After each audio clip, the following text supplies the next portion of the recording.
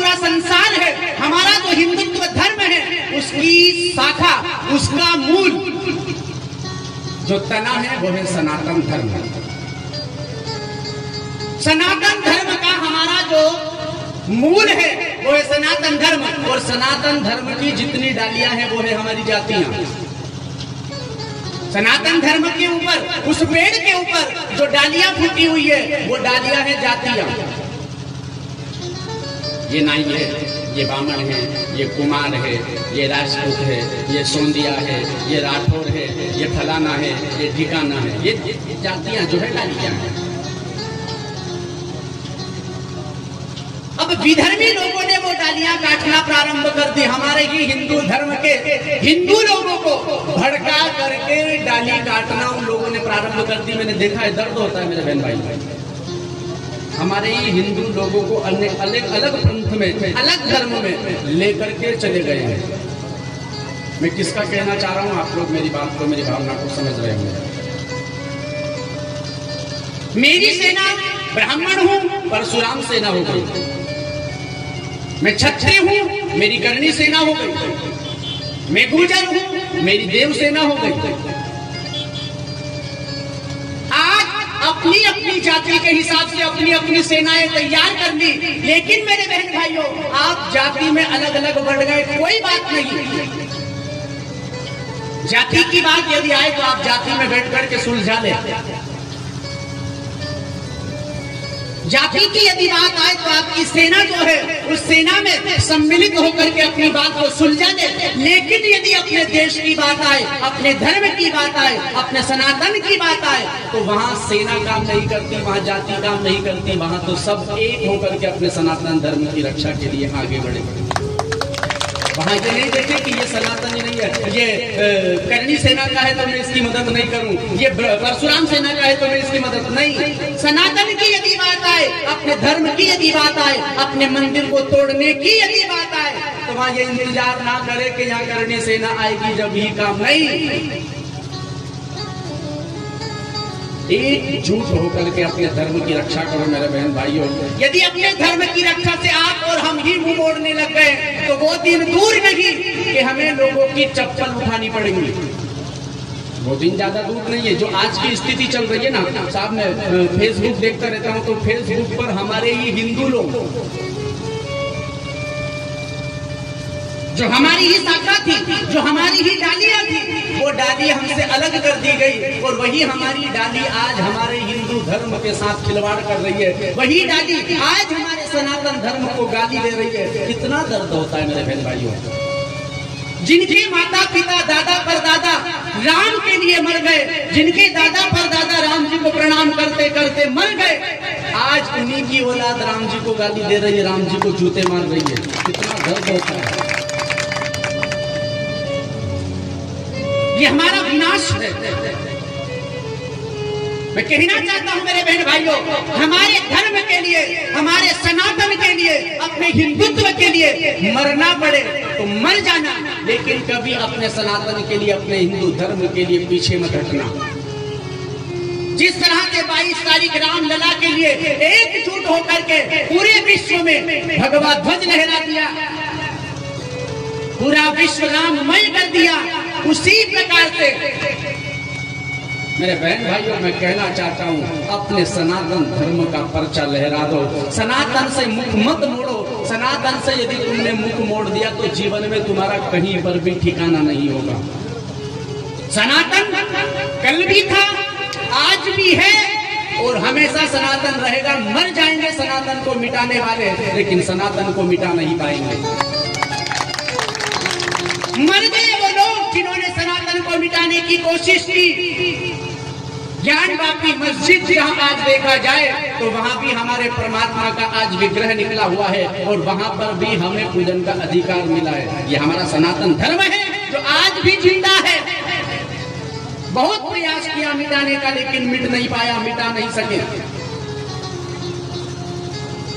ज्यादा इस विषय पर चर्चा ना करते हुए केवल इतना सा कहना चाहूंगा मेरे बहन भाइयों, ब्राह्मण, क्षत्रिय, वैश्य, शूद्र, चारों वर्ण सनातनी हैं, चारों वर्ण हिंदू है, और चारों वर्ण भगवान की ही शाखा है। अब विचार कीजिए, इन चारों वर्ण में ये 4 उंगलियां हैं, इन चारों उंगलियों को यदि बांधोगे तो मुट्ठी बंध जाएगी, और चारों उंगलियों में से यदि एक उंगली काट दी गई तो मुट्ठी पूर्ण नहीं होगी। और मेरे बहन भाइयों, इन चारों वर्ण में से हमारी एक उंगली काट दी गई है। विधर्मी लोगों ने उस एक उंगली को काटना प्रारंभ कर दिया है। मैं निवेदन करना चाहता हूं, अपनी उस उंगली को वापस बरकरार रखने की कोशिश करें, उसे कटने नहीं दे, और अपने उस परमात्मा की ओर आकर के सनातन धर्म में आकर के सनातन धर्म की रक्षा करें। मेरी बहनों, मैं आप लोगों से कहना चाहता हूं, ऐसे ऐसे व्यक्ति देखे गए हैं, मंदिर से मस्जिद तक की खबर खास देखी है। सवेरे टीवी चालू करो ना तो टीवी में आता है, बोले फलानी जगह फलाने ने किसी का क्या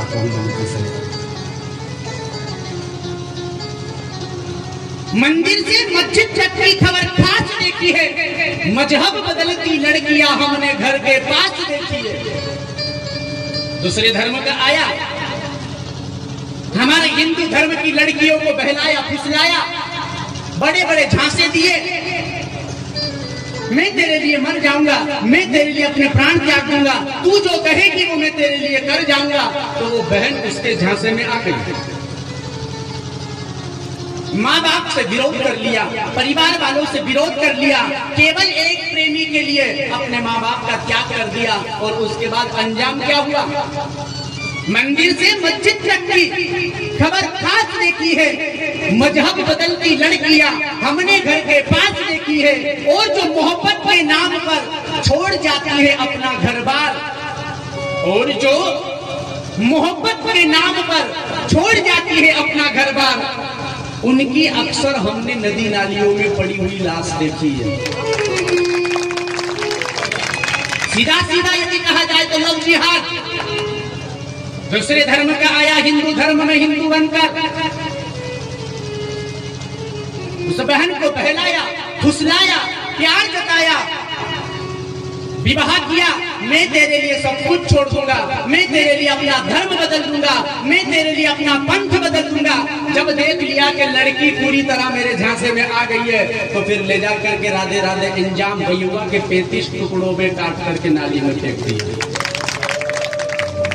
मेरी बहनों, मैं कहना चाहता हूं, सबसे पहली बात तो अपने माँ बाप की इच्छा से अपना विवाह हो। सबसे प्रथम जहां माता पिता कह दे वही अपना विवाह हो। ये भी ना हो सके यदि कोई और पसंद आए तो पसंद भी करो, तो ऐसे व्यक्ति को पसंद करो जो जाति वाला हो, जो सनातनी हो, जो हिंदू हो। ऐसे अपने धर्म के व्यक्ति के साथ में अपना रिश्ता बनाओ तो धर्म तो तुम्हारा बरकरार रहेगा। और अन्यत्र धर्म में जाओगी मेरी बहनों तो काट करके नाली में फेंक दी जाओगी, वहां रिश्ता नहीं निभाया जाता। केवल मेरा इतना सा निवेदन है मेरे बहन भाइयों,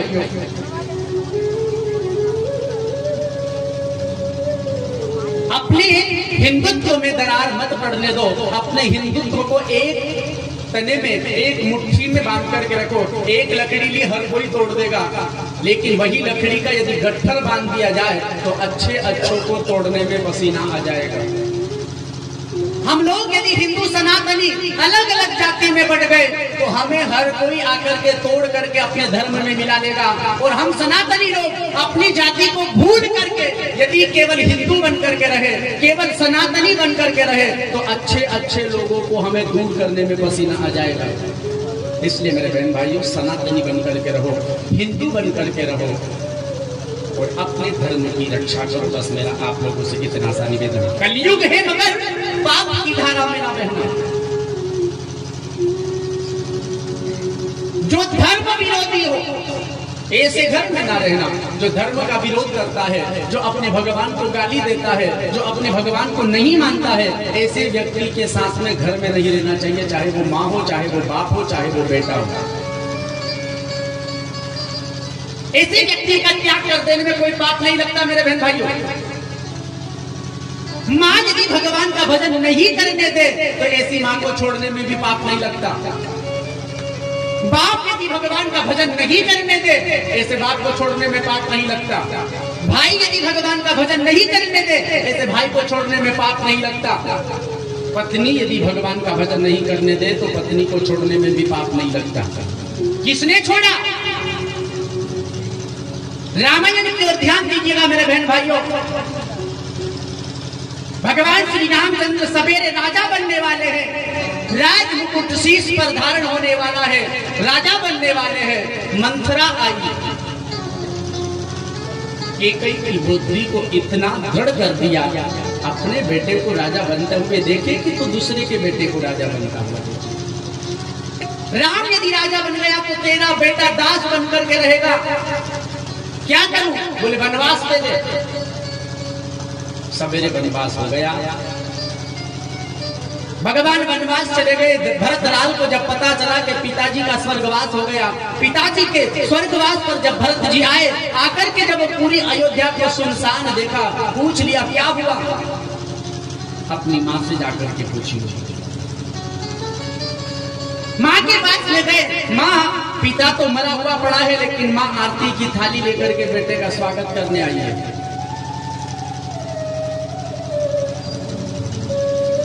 भरतलाल ने आते ही पूछा, माँ भैया कहाँ है जो मुझे इतनी जल्दी बुलाया गया? मेरे भाई कहीं दिखाई नहीं देते, मेरे पिता कहीं दिखाई नहीं देते।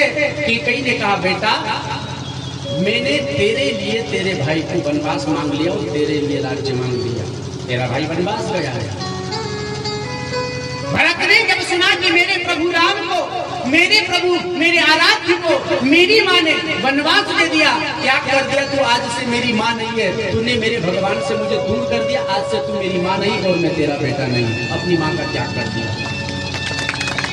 कथाएं बतलाती है मेरे भाई, त्याग कर दिया अपने पिता का। भक्त प्रहलाद भगवान का भजन नहीं करने देता, भगवान का पूजन नहीं करने देता। हिरण्यकश्यप प्रहलाद ने कह दिया, तुम मेरे बाप नहीं हो, मुझे भगवान को भजने नहीं देते, तो मैं आज से तुम्हारा त्याग करता हूँ। अपने पिता का त्याग कर दिया भगवान के लिए। प्रहलाद ने त्याग कर दिया अपने भाई का। विभीषण लंका में रह करके भगवान का भजन करता है विभीषण, लेकिन रावण की लंका में कोई राम को भजने नहीं देता।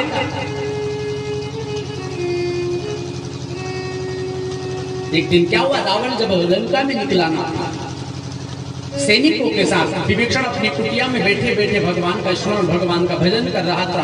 अब विभीषण रावण को लेकर के जब सैनिक मंत्री लोग निकले तो विभीषण की कुटिया के सामने से निकल रहे थे और रावण से कहा, देखो तो सही, तुम्हारा भाई राम का भजन करता है और अपनी कुटिया पर राम लिख रखा है। दरवाजे पर एक तरफ रा लिख रखा और एक तरफ माँ लिख रखा, राम। तुम्हारे नगर में रह करके तुम्हारा ही भाई राम को भजता है, तुम्हारे शत्रु को भजता है। हाथ बबूला हो गया रावण। विभीषण दौड़ करके आएगा, हाँ भैया क्या बात है? बोले, तू मेरे राज्य में होकर के मेरे शत्रु का नाम जपता है, राम का नाम जपता है, राम का ध्यान करता है, राम से प्रेम करता है। बोले, भैया किसने बोला? बोले, ये क्या तूने अपने दरवाजे पर लिख रखा है राम? भैया किसने कहा आपसे कि मैंने राम लिखा है? फिर ये क्या लिखा हुआ है? बोले, रा से रावण, माँ से मंदोदरी। मैंने तो आप दोनों का नाम लिखा है, मैं तो आपसे इतना प्रेम करता हूँ। रावण बड़ा प्रसन्न होगा कि मेरा भाई इतना प्रेमी मेरा, जो मेरा नाम लिखा है। वास्तविक में यदि देखा जाए तो लिखा राम ही था, लेकिन साहब मूर्खों को यदि ज्ञान की बात समझाओ तो मूर्खों को समझ में आएगी। मूर्ख को मूर्ख की भाषा में समझाना पड़ता है। ज्ञानी मारे ज्ञान से और मूर्ख मारे दांग से। ज्ञानी को ज्ञान की भाषा में समझाओगे तो समझ में आ जाएगा, और मूर्ख को मूर्ख की भाषा में समझाओगे ना राधे राधे तो थोड़ी देर में समझ आ जाएगा। अब भैंस के आगे आप बीन बजाओ तो क्या भैंस नागिन नाचेगी? और सांप के आगे बजाने के लिए बैठ गए तो चकाचक नहीं। विभीषण को भगवान की भक्ति के लिए जब रोका गया, क्या कर दिया अपने भाई रावण का विभीषण ने? क्या कर दिया? अपनी पत्नी का भगवान शिव, माता सती के लिए निकले।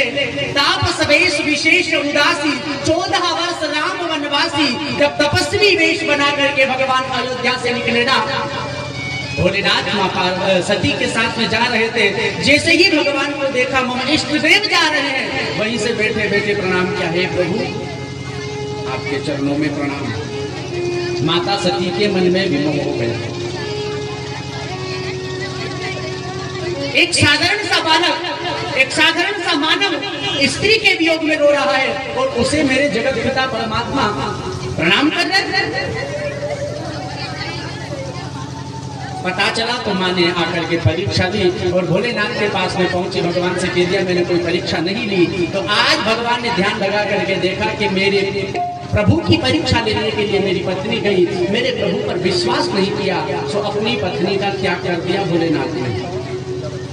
ये कथाएं बतलाती है मेरे बहन भाइयों, हमारे परिवार वाले भगवान की भक्ति करने से यदि हमें रोके तो हमें उनका त्याग कर देने में कोई पाप नहीं लगता है।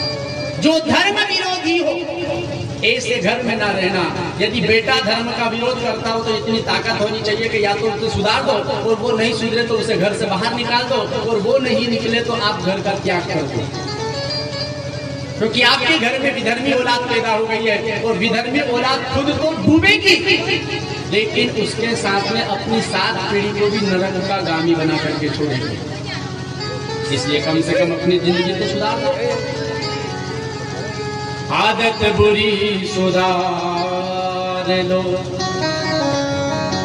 बस हो गया भजन। अपनी जो बुरी आदतें हैं ना मेरे बहन भाइयों, उन्हें सुधारो और भगवान का भजन करो। सबसे बड़ी भक्ति हमारी यही है। सुखदेव जी राजा परीक्षित को बतला रहे हैं।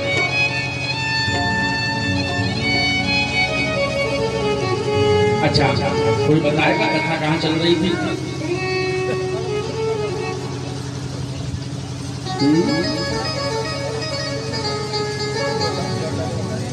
है किसी को पता?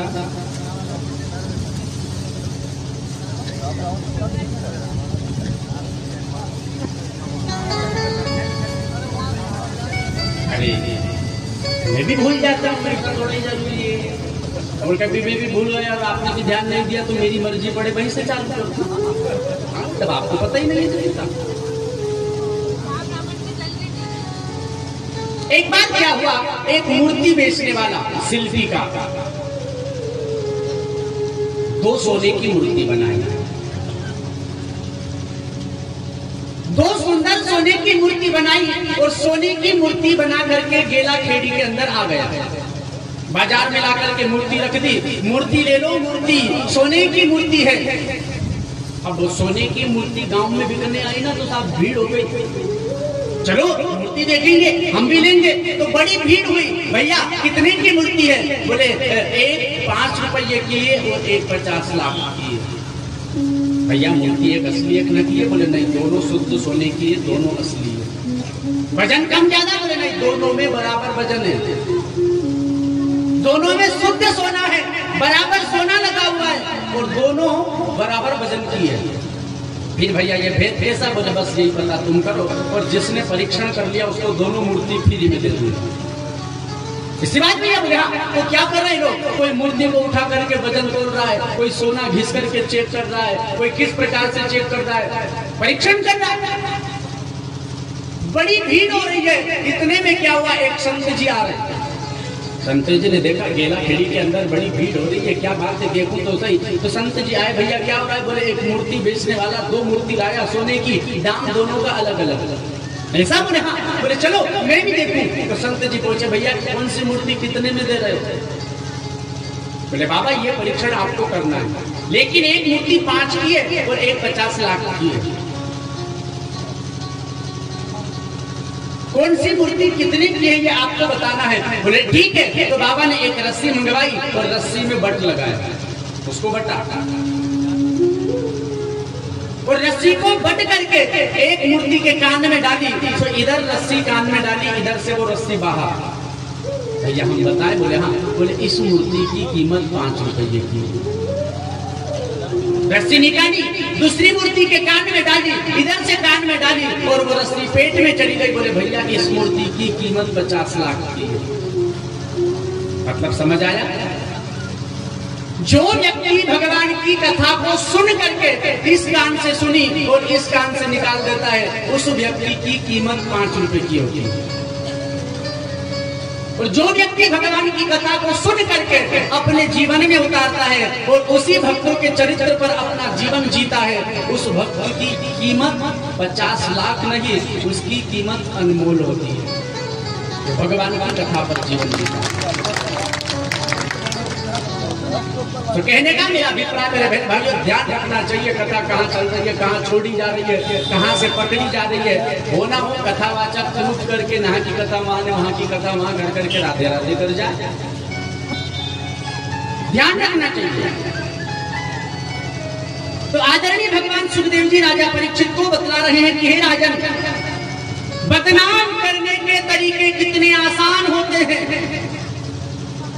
बदनाम करने के तरीके कितने आसान होते हैं। लोग सुनते हैं छिप छिप करके बातें और कहते हैं कि दीवारों के कान होते हैं। छिप करके बातें सुनते हैं और बात सुन करके चले जाते हैं और कहते हैं बोले साहब दीवारों के कान होते हैं, इसलिए धीरे बात करना चाहिए। कोई दीवार का कान नहीं होता है साहब, लोग आजकल के छिप करके बातें सुनते हैं। अजनाब खंड नामक देश का नाम भारत भरत के नाम से पड़ा। उसी भरत को राजा बना करके वसुदेव भगवान का भजन करने निकल गए। भरत ने मन में विचार किया, मेरे पिताजी ने भी भगवान का भजन किया, मुझे भी भगवान के भजन के लिए जाना चाहिए। तो भरत अपने राजपाट को छोड़ करके अपनी अवस्था आने पर भगवान का भजन करने के लिए निकला और जंगल में जाकर एक सरोवर के किनारे एक कुटिया बना करके उसी कुटिया में रहने लगा। 24 घंटे भगवान का स्मरण। श्री कृष्ण गोविंद हरे मुरारी,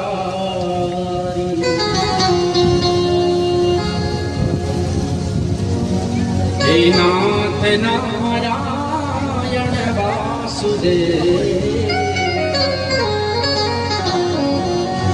जब चल रहा है भरत का 24 घंटे भगवान को भजने वाला भरत, एक दिन क्या हुआ, एक मृगा के कारण भरत धरी दो दे,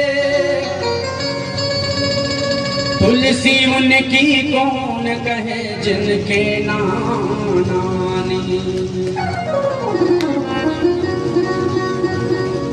घनश्याम तेरी मुरली की कसम।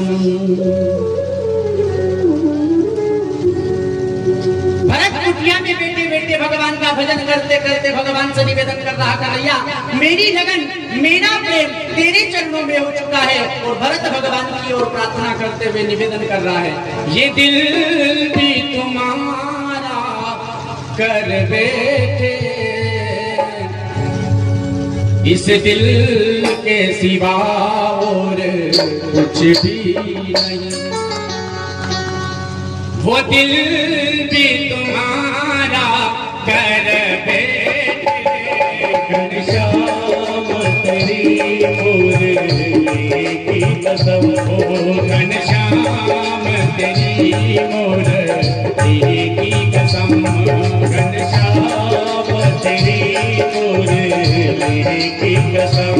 हम तुमसे मोहब्बत कर बैठे, घनश्याम तेरी मुरली की कसम। घनश्याम तेरी मुरली की कसम, हम तुमसे मोहब्बत कर बैठे। घनश्याम तेरी मुरली की कसम, हम तुमसे मोहब्बत कर बैठे। घनश्याम तेरी मुरली की कसम, हम तुमसे मोहब्बत कर बैठे। घनश्याम तेरी मुरली की कसम, हम तुमसे मोहब्बत कर बैठे। इस दिल के सिवा और कुछ भी नहीं, इस दिल के सिवा और कुछ भी नहीं। वो दिल भी तुम्हारा कर बैठे, घनश्याम तेरी मुरली की कसम। जय हो।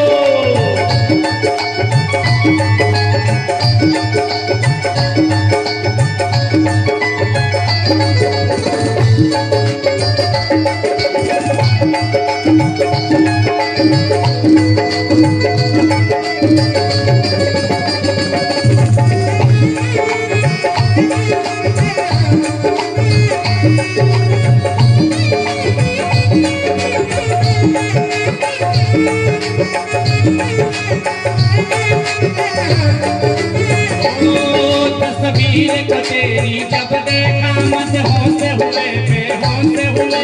तस्वीर को तेरी जब देखा मत होश हुए बेहोश हुए। तस्वीर को तेरी जब देखा मत होश हुए बेहोश हुए। तस्वीर को तेरी जब देखा मत होश हुए बेहोश हुए। तस्वीर को तेरी जब देखा मत होश हुए बेहोश हुए।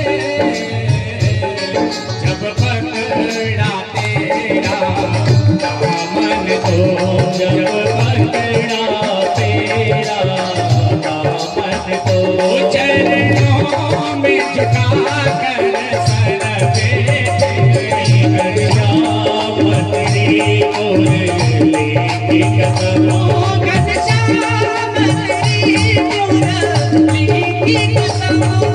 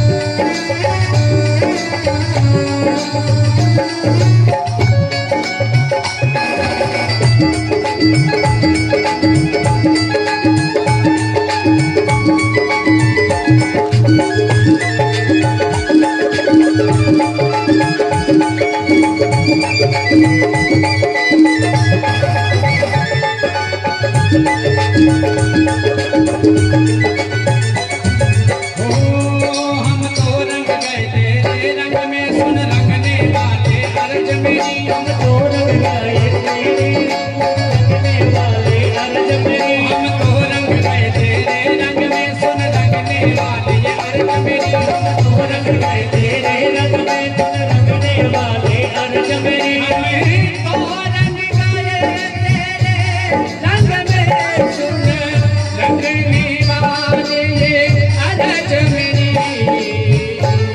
कुछ खोया भी कुछ पाया भी कुछ खोया भी कुछ पाया भी तेरे प्रेम का सौदा करते थे घनश्याम तेरी की कसम हम तुमसे मोहब्बत करते थे घनश्याम तेरी की कसम घनश्याम तेरी की कसम घनश्याम तेरी की कसम घनश्याम तेरी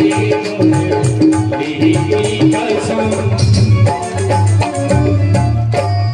गोविंद भगवान